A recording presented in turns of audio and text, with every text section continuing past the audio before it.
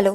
आप मुझे नहीं जानती, लेकिन मैं आपसे कुछ जानना चाहता हूँ। लेकिन आप है कौन? आप फिलहाल सिर्फ मेरे सवाल का जवाब दें। आप पागल है क्या? बिल्कुल पागल, और आप मेरी मदद करेंगी मेरे पागलपन को दूर करने में। कैसे? जिसने मुझे पागल कर दिया है उसे जड़ से उखाड़ देना है। मतलब मर्डर? हाँ, मर्डर। गंभीर समस्याओं का हल जड़ से उखाड़ फेंकने में ही है, इसमें दो राय नहीं। लेकिन इस प्रक्रिया के तरीकों का जायज और कानूनी होना लाजमी है। अगर जड़ से उखाड़ने का इरादा जुर्म से ताल्लुक रखता, कत्ल से ताल्लुक रखता और आप अनजाने में ही उस जुर्म के भागीदार बन जाएं तो? यदि कोई अनजान व्यक्ति आपसे कोई गुप्त जानकारी मांगता है जो आपको नहीं देनी चाहिए, तो क्या आप सतर्क नहीं होंगे? जड़ से उखाड़ने के विषय को लेकर आज का यह केस बहुत अजीब है। इतना अजीब है कि पुलिस फाइलों में यह केस विचित्रता का दस्तावेज बनकर रह गया।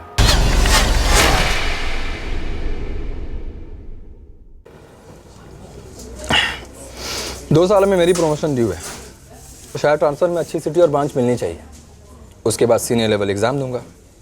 प्रिपरेशन अभी से शुरू कर दी मैंने। प्रिपरेशन का दूसरा नाम संजीव माथुर। कमाल की प्लानिंग करता है यार तू। मतलब कॉलेज में भी फुल प्रिपेयर्ड। मैं लक में बिलीव नहीं करता, और जीनियस तो खैर हम में से कोई नहीं है। हाँ, वो तो कोई नहीं है। तो बचा सिर्फ एक ही तरीका, प्लानिंग के साथ हार्ड वर्क, जो मैं शुरू से करता आ रहा हूँ। और आज बैंकिंग में मुझे वही सर्विस काम भी आ रही है। तेरी ये प्लानिंग तुझे इतना आगे लेके संजीव, और एक हम रोज के टारगेट कंप्लीट करने के चक्कर में रगड़ जाते हैं। नहीं यार रवि, हम सबकी अपनी अपनी जर्नी है, कंपेयर कर ही नहीं सकते, राइट? लेकिन 6 साल पहले तूने सोचा भी नहीं होगा कि तू इस पोजीशन पे होगा। एक्चुअली सोचा था, एंड लुक, आज पहुंच भी गया। संजीव के बच्चे, ये दोस्त ना किसी बीमारी से नहीं, इंफीरियॉरिटी कॉम्प्लेक्स से मरेंगे कसम से। देख, लाइफ में इतनी दूर की प्लानिंग करना और उसके पीछे पागलों की तरह भागना इतना भी अच्छा नहीं होता यार। देख, लाइफ गिरगिट की तरह होती है, कभी भी कलर बदल सकती है भाई। सही कह रहा विशाल। और अगर लाइफ ने यू टर्न ले लिया तो उस मोमेंट पे डिसीजन लेना आना चाहिए। फिर क्या करेगा? तेरा पैक खत्म हो गया, एक और नहीं यार, और एक यार। Thank you please. अबे साले संजीव, तू पैक्स की भी प्लानिंग करता है? हाँ? गाड़ी मुझे चलानी है, और इस ड्रामेबाज विशाल को घर भी तो मुझे छोड़ना है। अच्छा, तो एक बात बता, अगर तू एक दिन अपनी गाड़ी से घर नहीं जाएगा तो तेरी रिपोर्ट कार्ड में क्या रेड मार्क लग जाएगा? हाँ? एक दिन ऑटो रिक्शा से घर चला जाए यार, क्या फर्क पड़ता है यार अगर ऐसा सोचता तो गाड़ी लेता ही नहीं। ओ तेरी भाई, हर चीज का जवाब है इसके पास। गाड़ी लेने में भी प्लानिंग। बैंक ने इसको ऐसे ही ऑर्गेनाइजर का टाइटल नहीं दिया। अच्छा, एक बात बता, अभी तू यहाँ से मुझ शराबी को घर छोड़ेगा, फिर अपने घर जाएगा, नहाएगा, फिर सोएगा, फिर सुबह उठेगा, फिर तैयार होगा, और सुबह की कॉफी नेहा के साथ पिएगा। लिखवा के लिख ले, सब प्लान है, पूछ ले। गलत कह रहा हूं मैं? अग्री प्लानिंग तो कुछ ऐसी है। ये बात क्या बोला था? संजीव, समझ आज कुछ ऐसा हो जाए कि तेरी लाइफ की पूरी प्लानिंग फेल हो जाए तो? क्या मतलब? मतलब कि तू कल नेहा से ना मिल पाए तो?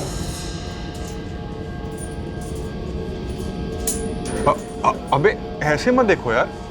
अबे मेरा मतलब किसी एक्सीडेंट या हादसे से नहीं था। मैं ये कह रहा था कि मान लो कोई इमरजेंसी आ गई या नेहा को कोई काम आ जाए, तो वो खाली टाइम स्लॉट का तू क्या करेगा? अबे साले, सीधा सीधा बोलना। ओके, टाइम अपनी करेंसी है, और इन्वेस्टमेंट भी कभी खाली नहीं जाती यार। 101 चीजें हैं करने के लिए, और अगर इमरजेंसी आ भी गई तो उसकी प्लानिंग भी कर रखी है मैंने। संजीव बाबा की जय।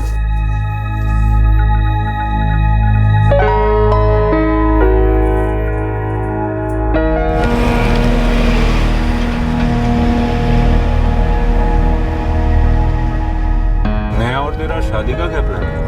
Next year. हाँ, उसके पोस्ट ग्रेजुएशन के जस्ट बाद। हाँ, और शादी के बाद उसकी कड़ी कोचिंग चालू हो जाएगी। पिछली बार बैंक का एग्जाम क्लियर नहीं कर पाई थी, पर इस बार 100% क्लियर करेगी। ओ हेलो, ओए,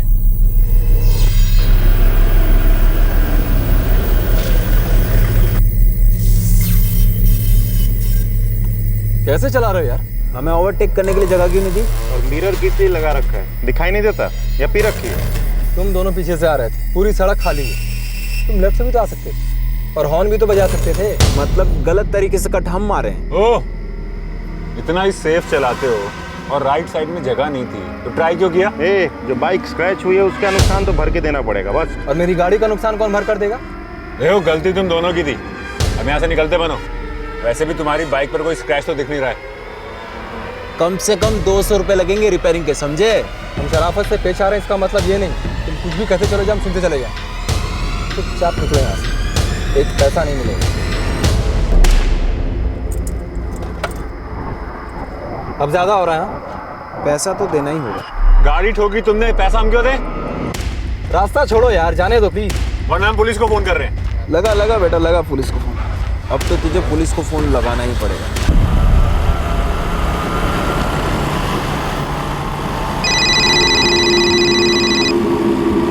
अबे विशाल का फोन है। लगता है पीने का प्लान तो नहीं बना लिया दोबारा। बात के साथ जीप द प्लानर के होते हुए इम्पॉसिबल। हाँ, ये बात भी ठीक है। हाँ विशाल बोल। काटो के रवि, मुझे जल्दी यहाँ पर आ जाओ यार। पर हुआ क्या, कुछ तो बता। मैं जल्दी यहाँ पहुँचा यार। कहाँ है? चैतन्य नगर से आगे छुप के आ जाओ भाई। हाँ, हम आ रहे हैं। अबे बाइक घुमा, बाइक घुमा। कह रहा है कुछ कांड हो गया। बाइक घुमा।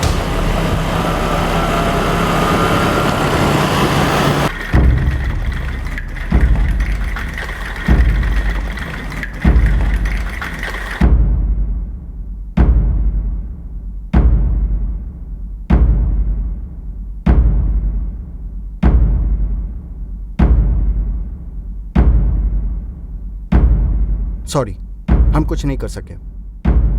ये डेड ऑन अराइवल केस है और पुलिस केस भी।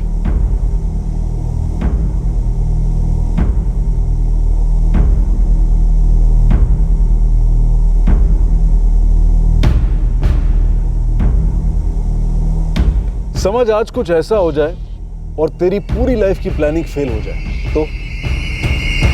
4 दोस्तों के बीच हुई इस बात को अभी आधा घंटा भी नहीं हुआ था और ये भयंकर हादसा हो गया। किसी ने सपने में भी नहीं सोचा होगा कि जिस बाइक ने संजीव की कार को ओवरटेक किया था, उस बाइक का एक चालक इतना गुस्सा हो गया कि उसने संजीव को पॉइंट ब्लैंक रेंज से गोली मार दी। सिर्फ 200 रुपए के लिए? संजीव और मैं भी बहुत हैरान हुए जब उस बंदे ने सिर्फ 200 रुपए मांगे। हमें क्या मालूम था वो गन निकाल के शूट करेगा। मैंने संजीव के पेरेंट्स और भाई को इन्फॉर्म कर दिया। They are on the way. Sir, गोली सर में से निकाल दी गई है। लाश को पोस्टमार्टम के लिए भेजा जा रहा है। चैतन्य नगर के जितने सीसीटीवीज हैं सब में मोटर बाइक चेक करनी होंगी और क्राइम स्पॉट के आसपास भी देखना। विक्टिम के दोस्त विशाल को साथ लेके जाओ। सर, बाइक का नंबर? बाइक का नंबर विशाल देख नहीं पाया।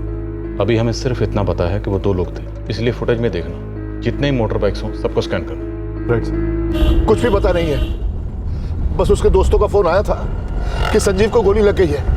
हम बस अस्पताल पहुंचने ही वाले हैं। जी जी जी, हाँ बेटा जल्दी लेना। क्या हुआ जी? अपने संजीव पर किसी ने फायरिंग कर दी, उसे गोली मार दी। सुधा, क्या हुआ माँ? हॉस्पिटल चल जल्दी। क्या हुआ? कौन बीमार है? संजीव के पापा का फोन आया था, किसी ने संजीव को। क्या हुआ संजीव को माँ? संजीव को किसी ने गोली मार दी।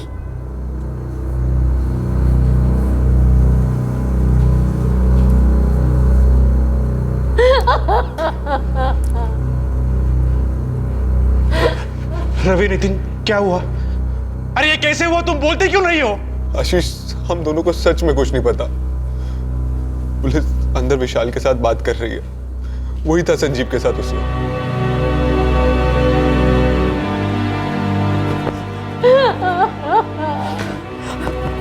कहाँ है संजीव? का है संजीव? का है? मुझे उससे मिलना है। संजीव का है? आशीष, आशीष तुम बताओ मेरे को, कहाँ है संजीव? क्या हुआ उसे? मुझे मिलना है उससे, कुछ तो बताओ प्लीज बताओ मुझे क्या हुआ है संजीव को। आशीष, आशीष तुम बताओ संजीव कहाँ है? अरे कोई तो कुछ बताओ, कहाँ है संजीव? आशीष कुछ तो बोलो। On the spot. क्या ऑन द स्पॉट? बकवास कर रहे हो तुम, झूठ बोल रहे हो तुम। मैं खुद देखती हूँ।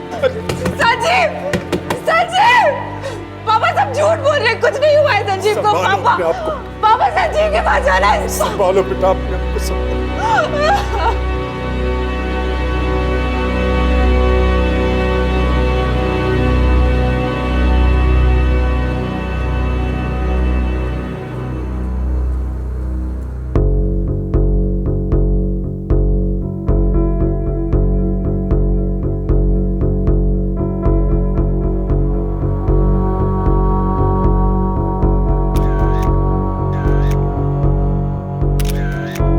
सबसे पहले उन्होंने बाइक को ठोका, मेरा मतलब क्रैश करते हुए आगे निकल गए, फिर आगे जाके बाइक को बीच सड़क पर रोक दिया। दोनों ने हेलमेट पहनी हुई थी? जी सर। पहले किसने हेलमेट उतारा? एक्चुअली उन्होंने हेलमेट नहीं उतारा, बस वाइजर को ऊपर किया था सर। बाइक का नंबर याद है? कोई भी डिजिट, कुछ भी? उन्होंने बाइक हमेशा स्टार्ट करके रखी थी, बस नोट करने का ख्याल भी नहीं आया सर। और फिर आकर 200 रुपयों के लिए लड़ने लगे? हमें लगा दोनों पिए हुए होंगे सर, बदमाश होंगे, इसलिए हमने सोचा हमें वहां से निकल जाना चाहिए। फिर सर संजीव ने जैसे ही गाड़ी का गेयर डाला, उनमें से एक गाड़ी के सामने आकर गाड़ी को ब्लॉक करने लगा। फिर सर मैंने अपना फोन निकाला और उनको धमकाया कि मैं पुलिस को फोन करूंगा। अब तो तुझे पुलिस को फोन लगाना ही पड़ेगा। पीछे वाले ने गन निकालकर संजीव को शूट कर दिया सर। क्या कहा था? अब तो तुम्हें पुलिस को फोन लगाना ही पड़ेगा। जी सर, ऐसा ही कुछ कहा।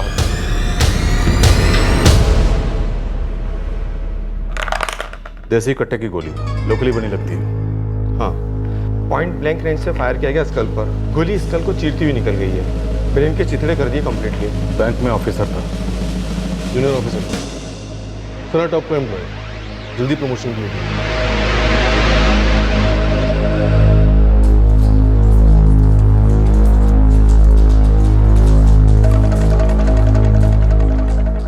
जहाँ तक मैंने सुना सर, वो अपने फ्रेंड्स के साथ पार्टी कर रहे थे और फिर वो और विशाल साथ ही लौट रहे थे। ये विशाल है कहाँ इस वक्त? सर उसकी आंखों के सामने मार दिया है संजीव को। शॉक में है। पुलिस उसकी हेल्प ले रही है, लेकिन वो क्या है ना सर कि आंखों के सामने मर्डर हुआ है तो आई विटनेस वही है।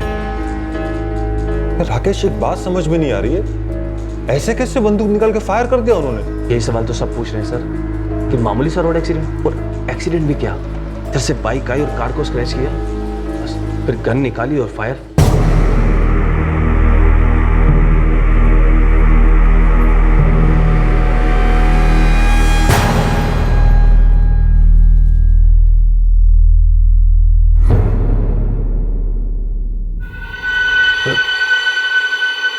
दोनों ने हेलमेट पहने हुए थे। आपने बताया था कि दोनों ने हेलमेट के कांच ऊपर किए हुए थे। जी सर, किए थे, लेकिन उससे कुछ साफ साफ दिखाई नहीं दे रहा था। कुछ तो देखा होगा। जिसने गोली चलाई वो पास तो आया होगा। जी सर। हाँ, तो जितना याद आ रहा है उतना बताइए, और हेलमेट कैसे थे वो भी बताइए। आधा अधूरा होगा। आधा अधूरा सुराग सुराग ना होने से बेहतर है।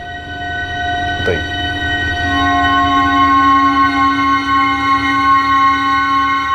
बाइक पे सवार 2 लोग थे, दोनों ने हेलमेट पहनी हुई थी।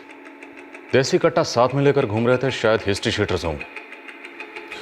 शायद क्राइम करके लौट रहे होंगे या फिर करने जा रहे होंगे। और सड़क पर गाड़ी से ब्रश हुआ और आपस में गर्मा गर्मी हो गई। इतनी गर्मा गर्मी कि गोली चला दी। चैतन्य नगर के आसपास कोई सीसीटीवी भी नहीं मिला सर। शायद उन्हें मालूम था कि इस एरिया में सीसीटीवी कैमरास नहीं है। मतलब सर?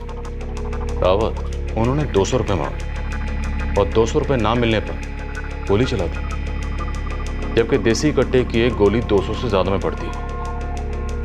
मुझे ये रोड रेज वाला एंगल कुछ अटपटा सा लगता है। तो आपको लग रहा है ये प्लान मर्डर था? प्लानिंग मर्डर करने से ज़्यादा मर्डर को छुपाने में की गई। और ये रोड रेज, ये सिर्फ एक मुखौटा है, और अब हमें इस मुखौटे के पीछे छुपे हुए कातिलों के असली चेहरों को सामने लाना है। क्या पुलिस का शक जायज था? क्या जिंदगी में हर चीज की प्लानिंग करने वाला संजीव माथुर खुद एक भयंकर हत्या की प्लानिंग का शिकार हुआ था? क्या ये रोड रेज इसी प्लानिंग का एक मोहरा था?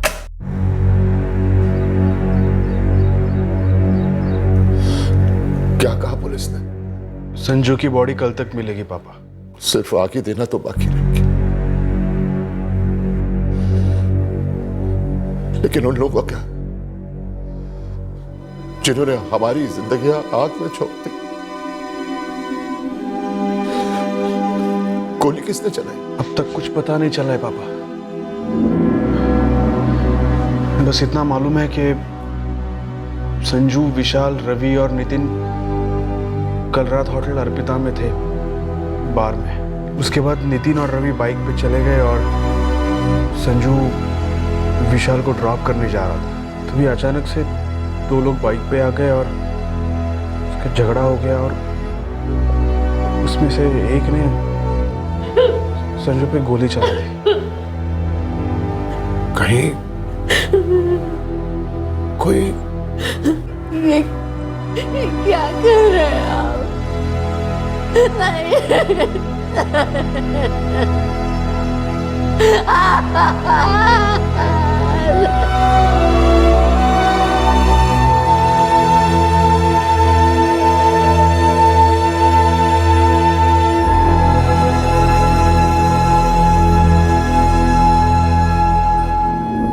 एक शाम चार दोस्त मिलते हैं। चारों मिलकर एक बार में जाते हैं, वहां जाकर ड्रिंक्स लेते हैं, खूब एंजॉय करते हैं और उसके बाद घर की तरफ रवाना हो जाते हैं। तो हमारा पहला एंगल है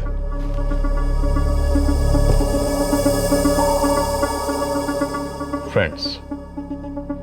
क्या इन चारों दोस्तों में आपस में कोई अनबन थी या कोई छुपी हुई दुश्मनी जिसकी वजह से यह हादसा हुआ? हमारा दूसरा एंगल है फैमिली। क्या माथुर परिवार की किसी के साथ कोई दुश्मनी थी, बिजनेस को लेकर या जमीन जायदाद को लेकर, और दुश्मन ने मौका देकर वार किया और माथुर परिवार को कभी ना भरने वाला जख्म दिया? हमारा एंगल नंबर 2 है फैमिली। तीसरा एंगल है मंगेतर।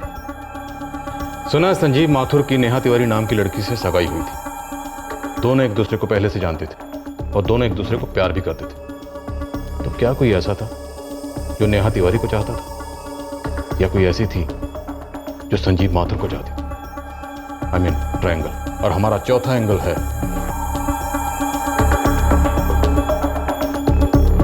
बैंक। संजीव माथुर बैंक में एम्प्लॉय था और इसे बैंक में काफी होनहार समझा जाता था। इसकी प्रमोशन भी ड्यू थी। तो क्या कोई इसकी प्रमोशन से चलता था? किसी को जेलसी थी या गुस्सा? क्या संजीव माथुर ने बैंक में किसी का फ्रॉड पकड़वाया था? हमें इन चारों एंगल्स पर जमकर मेहनत करनी होगी। आई एम श्योर हमारे हाथ कोई ना कोई सुराग जरूर लगेगा, और अगर फिर भी हमारे हाथ खाली रहे तो पांचवा एंगल तो हमारे पास है ही, विच इज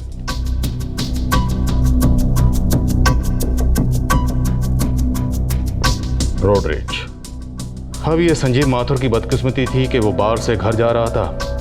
दो बाइक सवार आते हैं, उनकी बाइक संजीव माथुर की कार को टच करती है, आपस में कहासुनी हो जाती है और कहासुनी इतनी बढ़ जाती है कि बाइक सवार कट्टा निकालकर संजीव माथुर का कत्ल कर देते।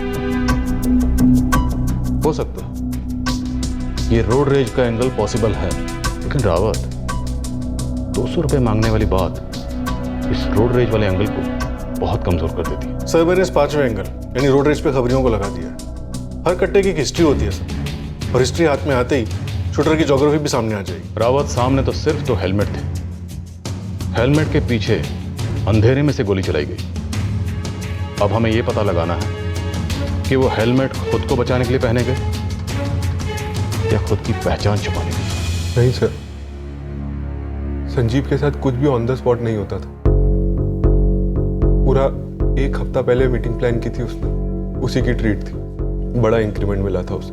और सर हम लोग कॉलेज के दोस्त हैं, मैं, नितिन, विशाल और संजीव। आप लोगों के अलावा किसी और को भी पता था कि आप चारों उस दिन मिलने वाले हो? पापा का पैकेजिंग का यूनिट है और मैं अपना खुद का टेक्सटाइल यूनिट संभालता हूँ, छोटा सा। गंगाधर जी, आशीष, क्या आपकी बिजनेस या फैमिली में किसी से कोई दुश्मनी है?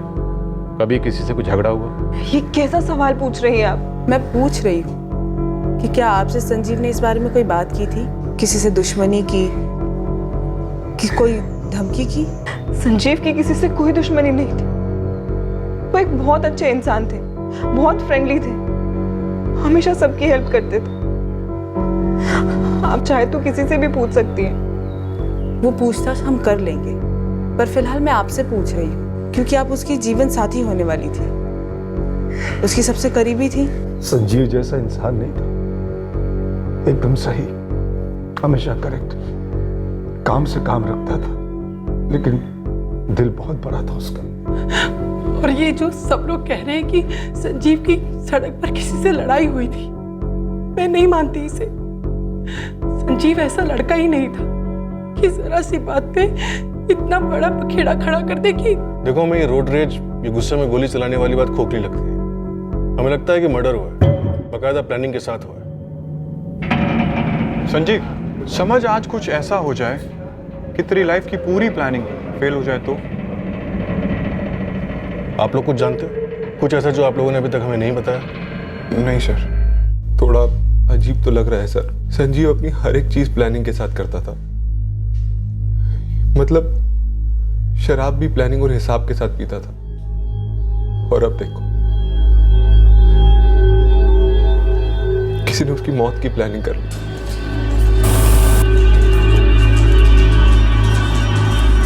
बाबू जी, संजीव माथुर आपका सबसे होनहार, सबसे प्रॉमिसिंग एम्प्लॉय था, राइट? उसमें कोई शक नहीं है, संजीव वॉज द बेस्ट। तो शायद ऑफिस में कोई पॉलिटिक्स हुई हो, कोई उसके काम से या उसकी तरक्की से नाराज हो, किसी का नुकसान हुआ हो। बैंक एम्प्लॉइज में? हाँ, या फिर क्लाइंट्स के बीच कुछ हुआ जो उसे रास्ते से निकालना चाहता है। ऐसी कोई दुश्मनी आपकी या आपकी जिसकी सजा आपके बेटे संजीव को भुगतनी पड़ी?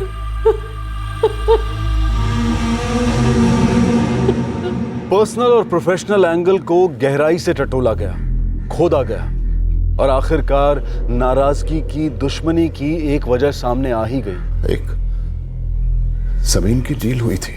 कैसी डील? 2 साल पहले यहीं अपने जमशेदपुर हाईवे के पास मैंने एक बंजर जमीन खरीदी थी। मेरा यह विचार था कि उस जमीन पर अपना बंगला बनाऊंगा, लेकिन वो मामला अभी कोर्ट में है।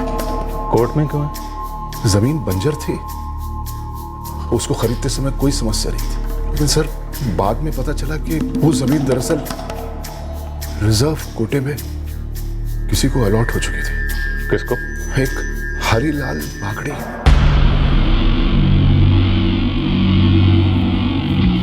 बापू, इससे अच्छा मौका उन्हें और कहाँ मिलेगा? सीधे सीधे हम ही पर उंगली उठाएंगे वो लोग, दबाने की कोशिश करेंगे हमें। उन लोगों को मालूम नहीं हम किस मिट्टी के बने हैं। न तब दबे थे न अब दबेंगे। एक कदम, 1 इंच पीछे नहीं हटेंगे राकेश। ब्रोकर ने हमसे कहा था कि सरकार ने वो जमीन ऑक्शन के लिए निकाल के रखी, टाइटल क्लियर है। हम बंगले की कंस्ट्रक्शन शुरू करने ही वाले थे, तभी हरीलाल बागड़ी धमक पड़ा। केस हुआ, 1 साल से केस चल रहा है। इस हरीलाल बागड़ी ने कभी आप लोगों को कोई धमकी वमकी दी? अत्याचारी तो आप हैं, दूसरे की जमीन पर जबरदस्ती कब्जा जमा रहे। भागिए आप लोग यहाँ से। अरे हमने इस जमीन की पेमेंट दी है, चेक में रसीद है हमारे पास। आप अपनी रसीद अपने पास रखिए। इस जमीन के सारे कागजात मेरे पास है, जिसमें लिखा है जमीन हमको सरकारी कोटे में मिली। भागिए आप लोग। अरे तो फिर जब हमारे जमीन का सौदा हो रहा था तो कहाँ थे आप? तब क्यों नहीं ले आए अपनी ये फर्जी कागजात?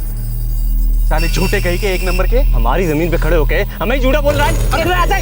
अरे बात सुनो। अरे जड़ को इकट्ठा क्या देता हूँ? क्यों भागे? अरे देखो, निकलो यहाँ से।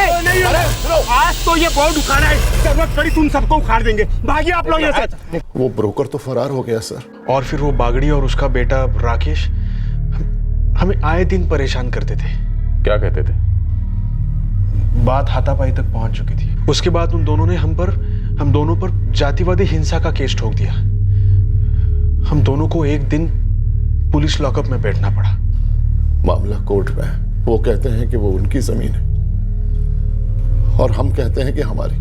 गंगाधर जी, क्या आपको लगता है कि बागड़ी ने या उसके बेटे ने आप लोगों को सबक सिखाने के लिए या गुस्से में आपके बेटे संजीव को मारा हो या मरवाया हो?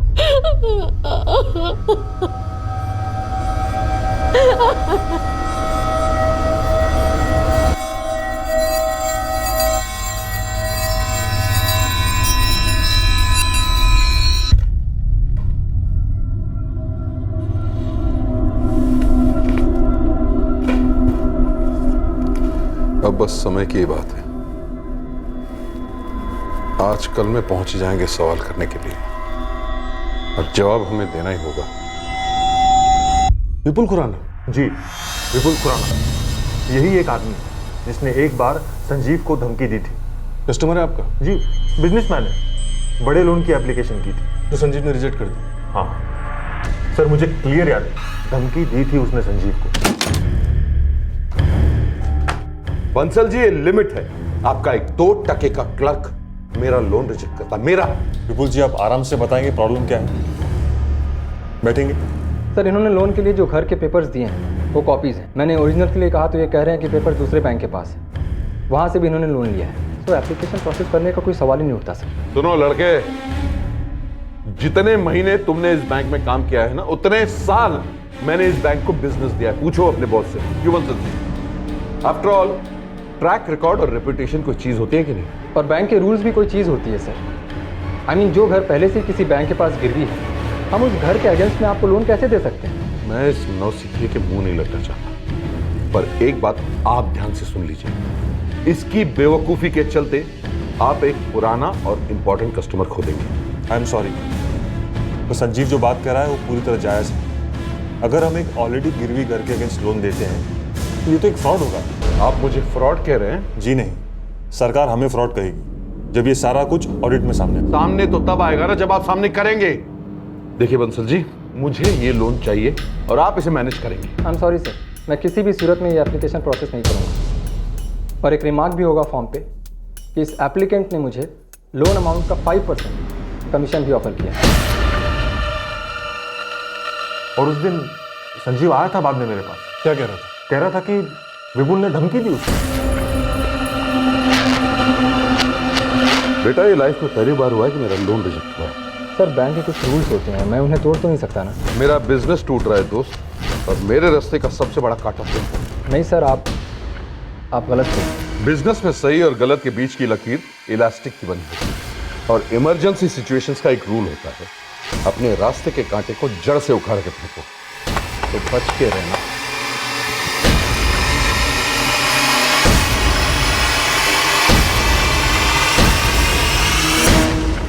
जी सर, यही कहा था मिस्टर विपुल ने, बकायदा धमकी दी थी संजीव को।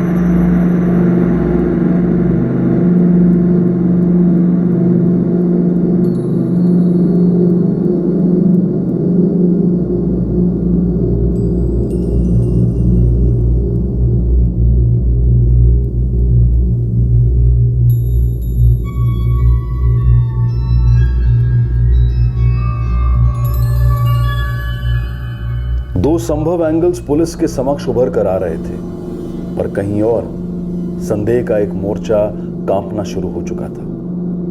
कुछ और लोग थे जिन्हें संजीव माथुर की हत्या के बारे में जानकारी थी, पर इन लोगों की जानकारी पुलिस के पास अब तक नहीं थी।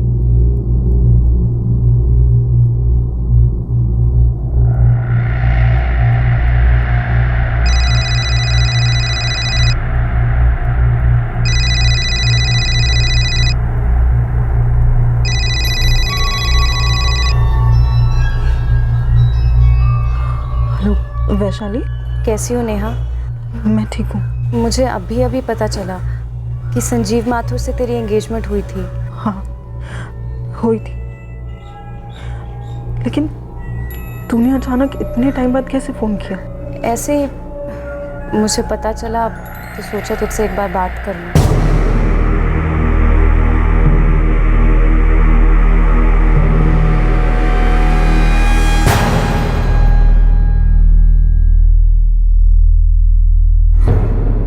साहब, हम लोग गरीब हैं, दबे कुचले हैं, लेकिन कमज़ोर नहीं।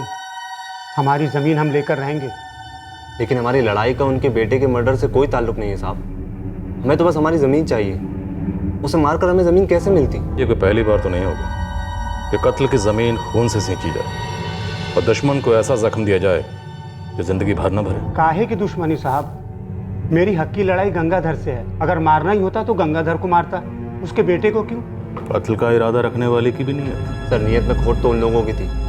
पैसों में नहाने वाले लोग हैं वो, और हम गरीबों को बूंद बूंद के लिए मोहताज कर रहे हैं। धोखे से हड़प ली हमारी ज़मीन। अगर मारना ही होता तो वो हमें मार देते, हटा देते हमें रास्ते से, तब उनका असली फ़ायदा होता सर। और साहब, ये जो आप वो लड़के का नाम ले रहे हैं, उस संजीव माथुर, उसको तो हम जानते तक नहीं। इंसल्ट की थी उसने मेरी, तो हाँ, गुस्से में निकल गई धमकी और रास्ते का कांटा भी निकल गया। क्यों? मैंने वो धमकी सीरियसली नहीं दी थी। आपके ऑफर को सीरियसली लेने वाला आएगा ना वहाँ, 5% लेकर फ्रॉड लोन पास करने वाला। अब उस कुर्सी पे चाहे कोई भी बैठे, मेरा लोन तो पास होने से रहा। ब्लैक लिस्ट हो गया वहां से, और इसलिए आपने संजीव को ब्लैक लिस्ट कर दिया, जिंदगी से ब्लैक लिस्ट कर दिया, सुपारी दे दी उसके नाम की। सर मैंने आज तक सुपारी दी तो नहीं है, पर इतना जरूर जानता हूं कि कोई भी फ्री में सुपारी नहीं उठाता, और मेरे जेब में सिर्फ लेनदारों के बिल हैं। खस्ता हालत है बिजनेस की। अब ऐसे में मर्डर का झंझट क्यों पालूं? जावेद भाई, सुपारी उठाई गई है या नहीं, ये मैं नहीं बता सकता। शरद, अब मेरी शक्ल दिखने तो आया नहीं तू यहाँ पे। मार्केट में 2 छटे हुए बंदे हैं, अपने भंगार मार्केट में। नाम? भूषण बोरा और जतिन भंडारी। नाम सुना है दोनों का। दोनों वसूली करते हैं ना? हाँ वही, वसूली एक्सपर्ट और धमकाने में भी एक्सपर्ट। उन लोगों ने सुपारी उठाई? वो तो नहीं बता सकता, लेकिन फिलहाल दोनों मार्केट से गायब हैं। मतलब 1 हफ्ते से हवा हो गए हैं। क्यों? जावेद भाई, खबरी तो आप हो, हम तो बस छोटे मोटे पॉकेट मार रहे हैं। आप 500,000 देते हैं तो हम बक देते हैं।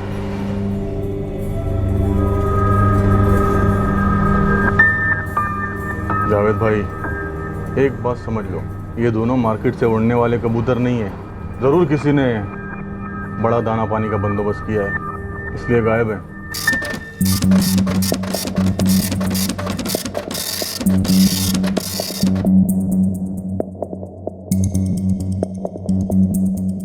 सर, हरिलाल बागड़ी और उसका बेटा राकेश दोनों दिहाड़ी मजदूर हैं, सुपारी अफोर्ड नहीं कर सकते। विपुल खुराना ने भी यही कहा था ना। सर, विपुल के फोन रिकॉर्ड्स और उसकी मूवमेंट से ऐसा लगता नहीं है कि उसने संजीव को धमकी दी और उसको फॉलोअप किया। मतलब ले देकर हम फिर से अपने एंगल नंबर 5 पर आ गए, रोडरेज। सर, जावेद खबरी ने 2 नाम लिए।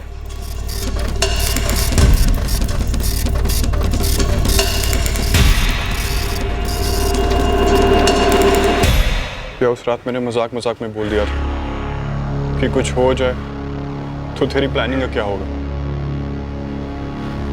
और सचमुच का हो गया यार। पुलिस वाले कह रहे हैं कि वो गोली गाड़ी के झगड़े से नहीं, रोड रेज का केस है ही नहीं। विशाल, तुझे क्या लगता है? विशाल, क्या सोच रहा है? हाँ, कुछ नहीं यार। कुछ तो चल रहा है तेरे दिमाग में। सोचो, इस रात वो दोनों पागल सिर्फ 200 रुपए ही तो मांग रहे थे, चरसी वर्सी रहे होंगे, दे देते यार वहीं के वहीं। इस वक्त संजीव हमारे साथ हो, यहाँ चाय पीते हुए। क्या हुआ, क्या सोच रहे हो? तुझे अभी भी लगता है सिर्फ 200 रुपए के लिए उन्होंने संजीव को गोली मार दी? और नहीं तो क्या।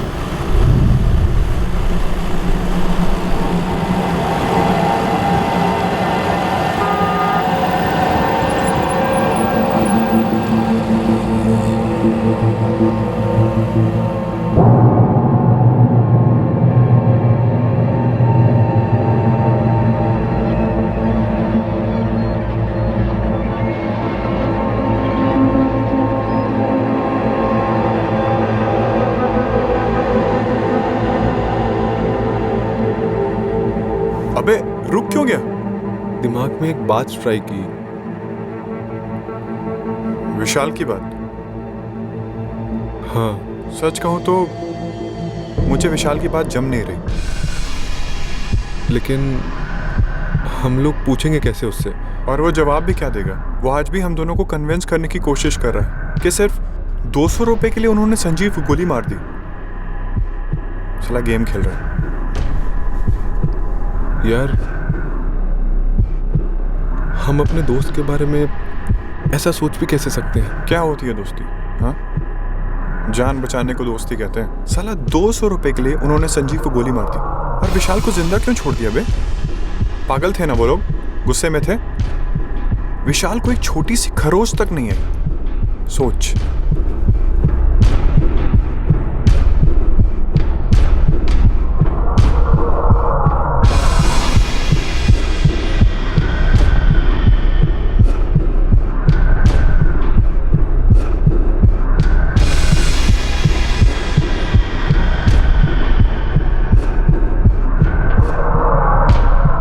साहब ये भूषण बोरा और जतिन भंडारी को हर जगह ढूंढा मैंने, कोई मतलब कि कोई भी खबर नहीं दोनों की। आखिरी मूवमेंट क्या थी इनकी? साहब कांड के 2 दिन पहले तक तो स्टील भंगार मार्केट में पंटरबाजी चल रही थी इनकी। इस माथुर परिवार का स्टील बिजनेस से कोई ताल्लुक? जमशेदपुर है साहब, यहाँ हर दूसरे का स्टील से ताल्लुक है, और स्टील भंगार मार्केट के हर दूसरे का संजीव माथुर के बैंक में अकाउंट है। लेकिन संजीव माथुर दरअसल बहुत ही सीधे साधे लेवल पर बैंक में था, कोई ऐसा बहुत बड़ा दिग्गज तो था नहीं सर, फिर कोई उसकी सुपारी क्यों देता भला?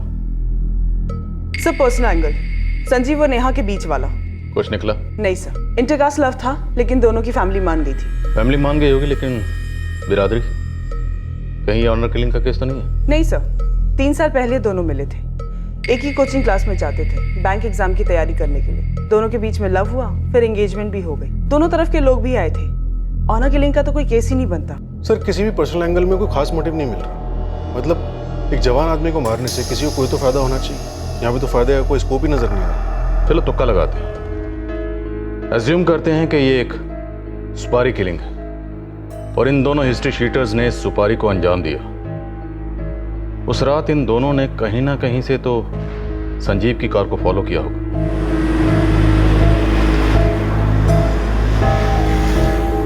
और मौका पाते ही दोनों ने संजीव की कार को ओवरटेक किया। फिर इन दोनों की बाइक का कार से टच होना, उसके बाद 200 रुपये मांगना, और 200 रुपये ना मिलने पर झगड़ा करना। वो सब सिर्फ एक्टिंग थी, नाटक, ताकि झगड़ा इस हद तक बढ़ सके कि वो संजीव का कत्ल कर सके। सर अगर ये 5 नंबर वाले रोड रेज का एंगल खारिज कर दिया जाए तो हमारे पास संभावना में कमी नहीं है। अभी फिलहाल के लिए रोड रेज वाले एंगल की पॉसिबिलिटी ऑलमोस्ट 0 है। सर प्लान मर्डर होने का कम से कम एक ठोस सबूत होना तो जरूरी है, एक सुराग, और हमारे हाथ में कुछ भी नहीं।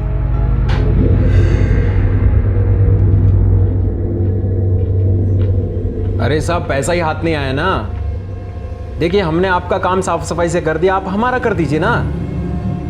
पुलिस 1 हफ्ते से हमारे पीछे घूम रही है, हम पकड़ में आए नहीं ना, तो काहे की देरी कर रहे हैं आप? तो कोई चिड़िया विड़िया थोड़ी ना मारे, मर्डर किया है तो मामला उलझेगा ना। तो अब हम क्या कर सकते हैं उसमें बताइए? देखिए आप चुपचाप हमारा पैसा भिजवा दीजिए आज। कब बोल रहे देने के लिए? कल बोल रहा है देने के लिए। वो तो साले ने परसों भी यही बोला था। संजीव माथुर उस रात अपने दोस्तों के साथ बार में था। अर्पिता बार में सर। सीसीटीवी कैमरा तो होंगे वहां पे। रावत फुटेज ले आओ उस रात के। Okay sir. अभी हम यही मान के चलते हैं कि संजीव का पीछा किया जा रहा था। हम वो हर पॉसिबिलिटी टटोलेंगे जिससे यह साबित हो सके कि ये एक मर्डर था, और अगर हर मोर्चे पर फेल हुए तो वापस इसी एंगल पर लौटेंगे, रोड रीच।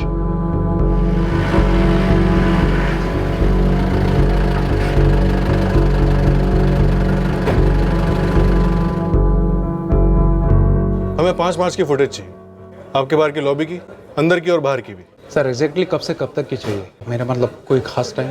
सर हम लोग वहाँ करीब 9:30 बजे पहुँचे थे और निकले होंगे करीब 1:45 बजे। रात 9 बजे से 1 बजे तक सारे कैमरास की फुटेज ट्रांसफर करवा दें।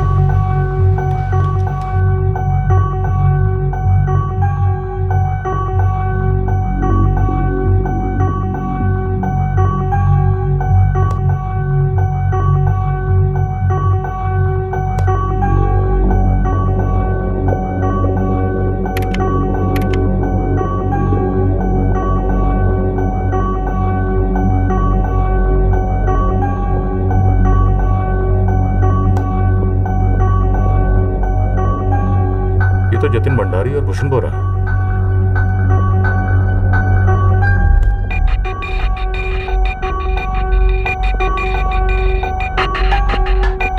अब देखते हैं ये जतिन और भूषण चारों का पीछा करते हैं या नहीं।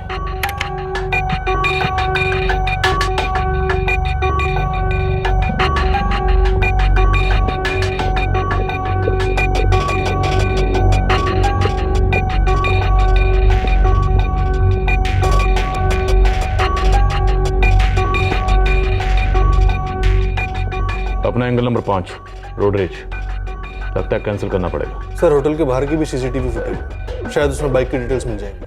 लगाओ।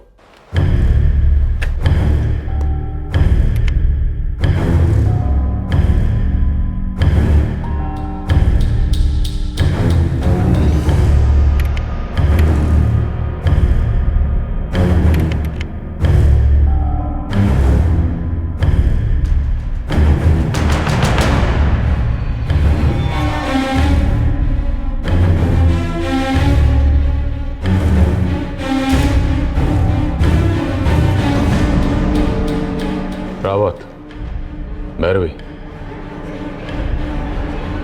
हमारा ये एंगल नंबर 5 रोडरेज खारिज, कैंसिल। अब इस बात में कोई शक नहीं कि हमारे हाथ में रोडरेज का नहीं, मर्डर का केस। सर उन लोगों को पहले से पूरी इंफॉर्मेशन थी कि संजीव किस बार में बैठा है और किस रूट से अपने घर जाने वाला है। रावत, इस ऑपरेशन की जबरदस्त प्लानिंग की गई है और ये दोनों संदिग्ध जतिन और भूषण जिन्हें हम खोज रहे हैं, ये दोनों हमारे आरोपी हैं। सर अगर ये दोनों मिल जाते हैं तो इस पूरे कांड का मास्टरमाइंड भी मिल जाएगा और एक बार फिर से साबित हो जाएगा कि परफेक्ट मर्डर इज इम्पॉसिबल।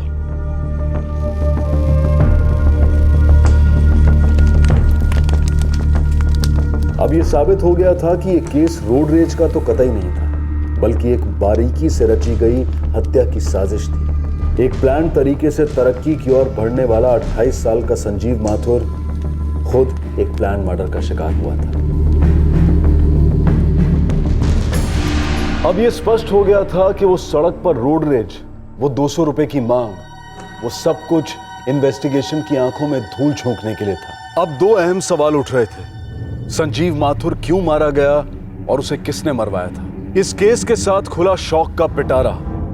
शक के 5 एंगल्स में से सबसे कम वजन वाला एंगल हत्या का कारण साबित हुआ। पर यह एंगल कौन सा था? संजीव की हत्या की प्लानिंग कैसे की गई और फिर हत्यारों को पकड़ने की प्लानिंग पुलिस ने कैसे की? भूषण बोरा, जतिन भंडारी, इनके नाम का रेड अलर्ट जारी करो और सर्च ऑपरेशन लॉन्च कर दो। Right sir. और संजीव माथुर से जुड़े सभी लोग, उसके पिता गंगाधर, उसका भाई आशीष और उसके मंगेतर नेहा और उसके तीनों दोस्त रवि, नितिन, विशाल, सबके फोन रिकॉर्ड्स निकलवाओ और बारीकी से स्कैन करो। मर्डर? हमारे संजीव का मर्डर किया गया है? हाँ पापा, पुलिस तो यही कह रही है। पुलिस कह रही है कि वो 2 बाइक वाले बार में ही थे, संजीव के ऊपर नजर रखे हुए थे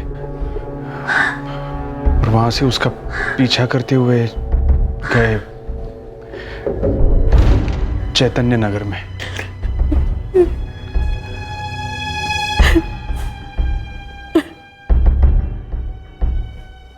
क्या आपको पता था कि संजीव अपने दोस्तों से 5 मार्च की रात को होटल अर्पिता में मिलने जा रहा था?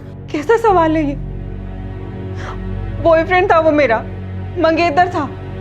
अगर रोज मिलते नहीं थे तो दिन में 100 दफा फोन पे बात होती थी, मैसेजेस होते थे, हर पल की खबर होती थी हमें।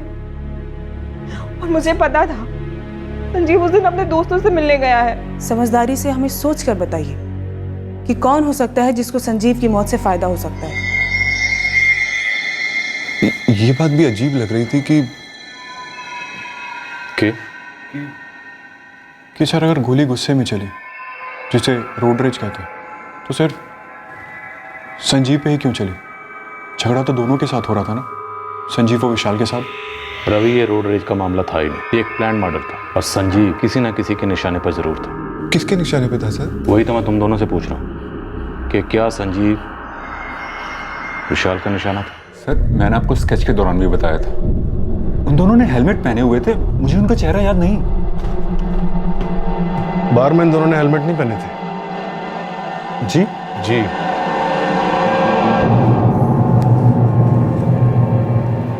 सॉरी सर, हमने इन दोनों को नोटिस ही नहीं किया। आप लोग किसी बैंकिंग एग्जाम की कोचिंग क्लासेस के लिए जाते थे ना? हाँ सर, हम चारों एक साथ जाते थे, मैं, नितिन, संजीव और विशाल।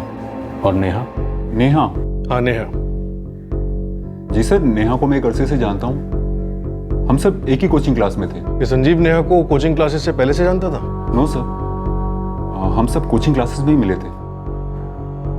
यस ऑफ कोर्स, संजीव और नेहा का लव अफेयर शुरू हुआ, पर पहले हमें नहीं पता था। फिर संजीव ने हमें ये गुड न्यूज़ दी। क्या विशाल के लिए ये वाकई गुड न्यूज़ थी कि नेहा संजीव की गर्लफ्रेंड बन गई थी? सर, हम चारों बहुत अच्छे दोस्त थे। संजीव की गर्लफ्रेंड बन गई थी, 3 साल से अच्छे रिलेशनशिप में था, तो हमारे लिए तो गुड न्यूज़ ही थी सर। संजीव हम दोनों से ज़्यादा क्लोज विशाल के हो गया था, क्योंकि एक ही बैंक में वो जॉब करते थे ना। क्या दोनों एक ही लड़की से प्यार भी कर रहे थे? और क्या नेहा दोनों की गर्लफ्रेंड थी? ये कैसी घटिया बातें कर रही हैं आप? मेरी बेटी संजीव की मंगेतर थी, दोनों की शादी होने वाली थी अगले साल।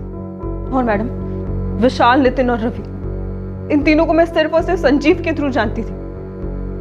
अलग से कोई रिश्ता नहीं था मेरा इनके साथ, खासकर वैसा जैसा भद्दा रिश्ता आप सर्च कर रही है। नेहा जी, संजीव का मर्डर हुआ है और दुश्मनी का कोई और एंगल हमारे सामने है नहीं। इसका ये मतलब तो नहीं ना कि आप कोई भी सवाल पूछे, बेमतलब के रिश्ते जोड़े। वो फियांसे था मेरा, प्यार करते थे एक दूसरे से। 3 साल से जानती थी ना आप संजीव को? हाँ। और 3 साल के पहले? 3 साल के पहले क्या? 3 साल से पहले किससे प्यार करती थी आप?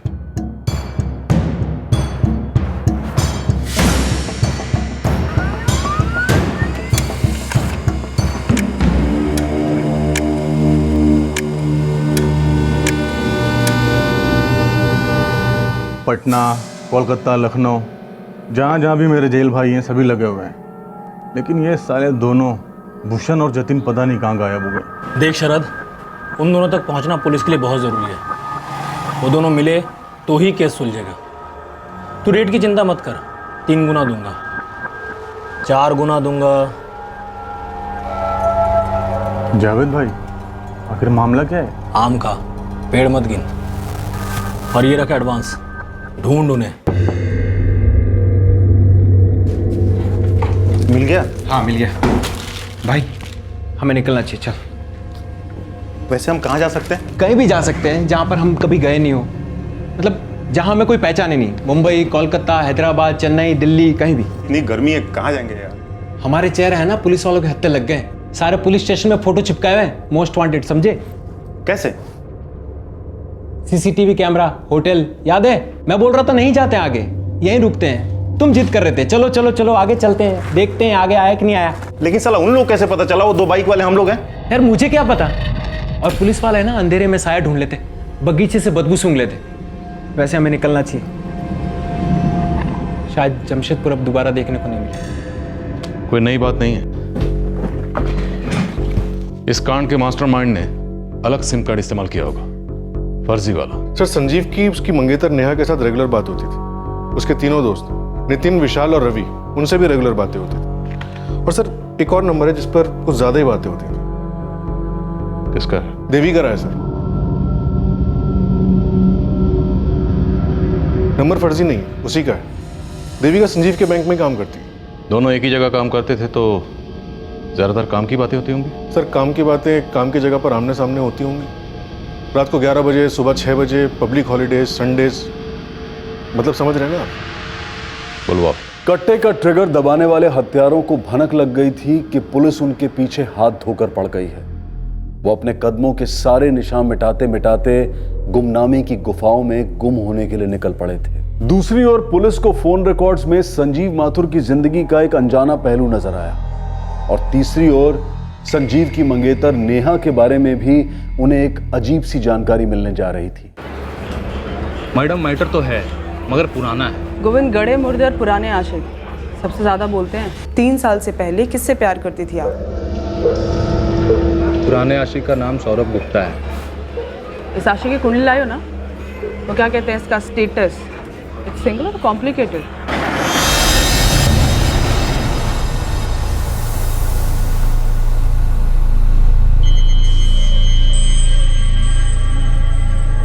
बंदे का स्टेटस अब फुल्ली कॉम्प्लिकेटेड है समझिए। डिवोर्स को 1 साल भी नहीं हुआ है।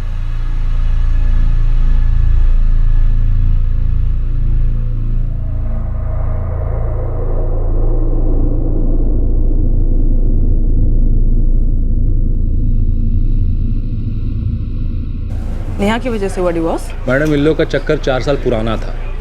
अब डिवोर्स किस वजह से हुआ इसका स्टेटस अपडेट तो अभी तक मिल नहीं पाया। 4 साल पहले ये सौरभ और नेहा कहाँ मिले, कैसे पता चलेगा? वैशाली गुप्ता मैडम। हेलो, वैशाली नेहा की सहेली और सौरभ गुप्ता की छोटी बहन मैडम। वैशाली का नंबर?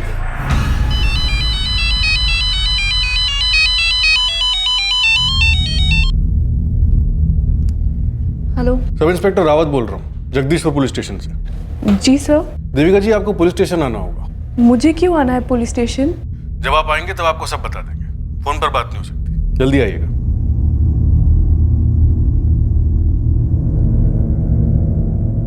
संजीव माथुर के बारे में बात करनी है, लेकिन मैं तो उन्हें जानती तक नहीं हूँ। नेहा को तो जानती होंगी, काफी अच्छी तरह जानती होंगी, हाँ या ना? हाँ, लेकिन उस बात को तो 4 साल हो चुके हैं। कोई बात नहीं, आपसे काफी बातें होंगी। कल सुबह 10 बजे हमारे थाने में, एड्रेस नोट कीजिए।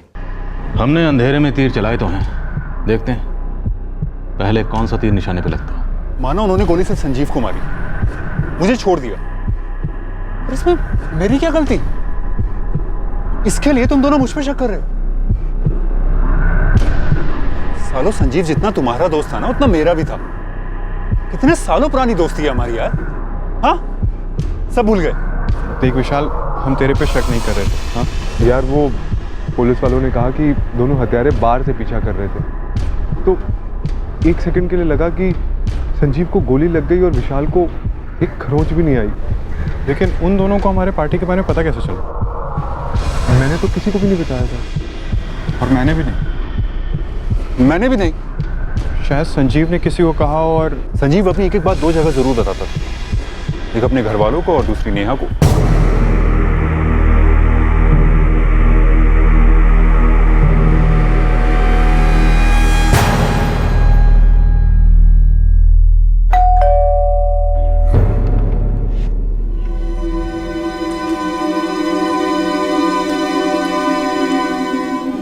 क्या कह रही है पुलिस?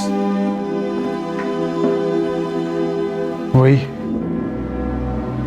इन्वेस्टिगेशन जारी है। ऐसी भी क्या दुश्मनी थी हमारे संजीव से कि उसके पीछे किराए के हत्यारे भेज दिए और उसे ऐसे मार दिया।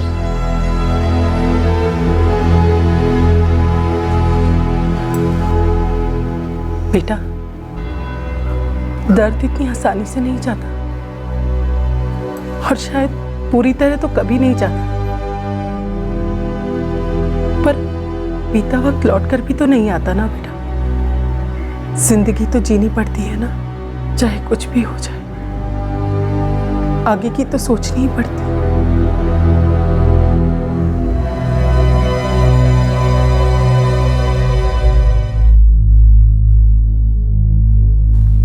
देविका जी, आप इतनी डरी ही क्यों हैं? सर, क्योंकि मुझे नहीं पता आपने मुझे यहाँ पे क्यों बुलाया है। संजीव माथुर को जानती थी आप? जी हाँ, वो मेरे कलीग थे। फ्रेंड्स? जी हाँ। Good friends? Only friends?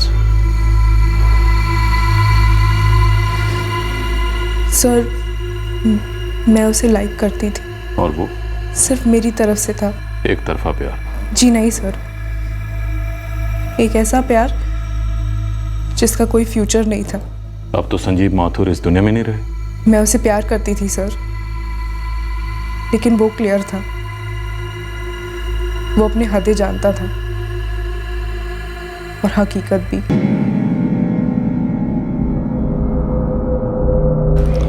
सच कहूं देविका, यही ना कि तुम मुझे झूठा दिलासा नहीं देना चाहते। तुम जानती हो यार, एंगेज्ड हूं मैं नेहा से। लेकिन तुम मुझसे भी तो प्यार करते हो संजीव। एक्चुअली तुम सिर्फ मुझसे प्यार करते हो। देविका, मैं नेहा के साथ कमिटेड हूं। मैं उसके साथ, किसी के साथ भी चीटिंग नहीं कर सकता। हमारे प्यार को चीटिंग तो मत कहो, बुरा लगता है, दुख होता है। देखो देविका, अगर कुछ छिपाना पड़े तो ऐसा कुछ ना ही करें तो अच्छा है।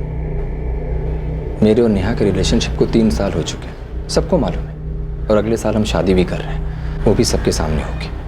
आई नो देविका, आसान नहीं होगा, बुरा लगेगा, सिर्फ तुम्हें नहीं मैं भी फील करता हूं, but we have to do the right thing Devika. हमें ऐसी कोई भी लाइन क्रॉस नहीं करनी चाहिए जहां से लौटना हम सबको दर्द देगा। बस फिर उसके बाद हम सिर्फ गुड फ्रेंड्स ही रहे, उसके आगे कुछ नहीं। तो फिर आप इतना डर क्यों रही हैं? क्योंकि सर, संजीव और मेरे बीच की ये बात किसी थर्ड पर्सन को नहीं पता थी। मैं बस डर रही हूँ कि कहीं यही तो वजह नहीं है जिस वजह कैसे? आप और संजीव माथुर की गुड फ्रेंडशिप जो किसी को पता ही नहीं थी, फिर आप संजीव माथुर के मर्डर की वजह कैसे हो सकती? मुझे नहीं पता सर, मैं बस इतना चाहती हूँ कि ये वो वजह ना हो।